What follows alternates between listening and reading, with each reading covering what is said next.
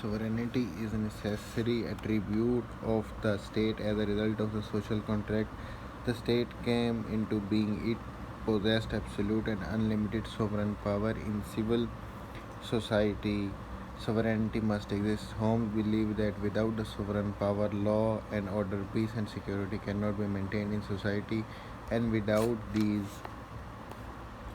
individuals cannot survive. Sovereignty means the all powerful authority within the state. It is absolute, irrevocable, unlimited, and non transferable and inalienable. It is absolute. It means the power of the sovereign is not limited by any authority. There is no rival or coordinate authority in the state beside the sovereign. All the subjects surrender their rights to him. He has no obligations towards them. Irrevocable, it means sovereign power will be final. He will be sole lawmaking agency. Sovereign is the source of law and also their sole interpreter. Unlimited, sovereign is not bound by any constitutional law.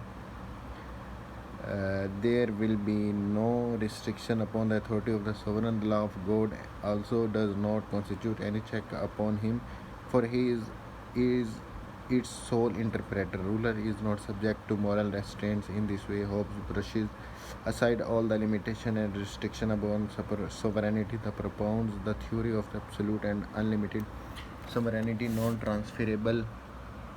Hobbes concentrate full executive, legislative, and judicial power in the sovereign. The theories of separation of power and checks and balances have no place in the system.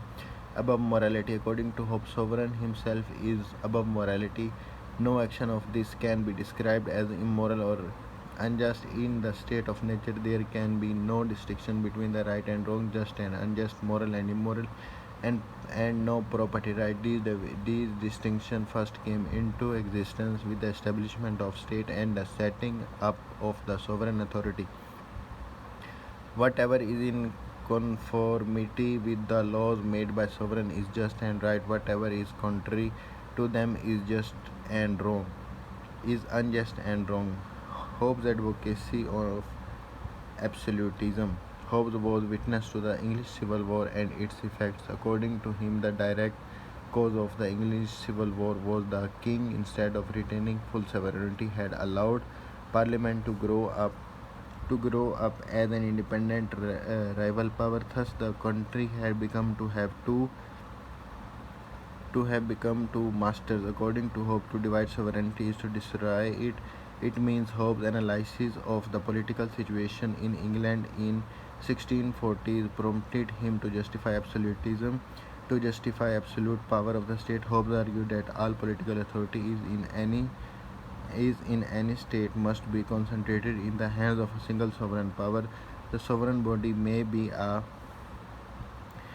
king or a council or an assembly. It should speak with a single determined voice. To justify, he took the example of Leviathan. In the Old Testament, Leviathan is a magnificent crocodile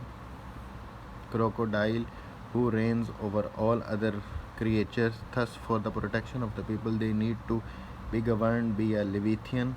The all-powerful and supreme state authority. Absolutism became the predominant form of government in the 17th and the 18th centuries. Absolute monarchy appeared to be superior to other forms of government because the despots were above to check civil strifes, provide safety and security, and establish total control of states' resources.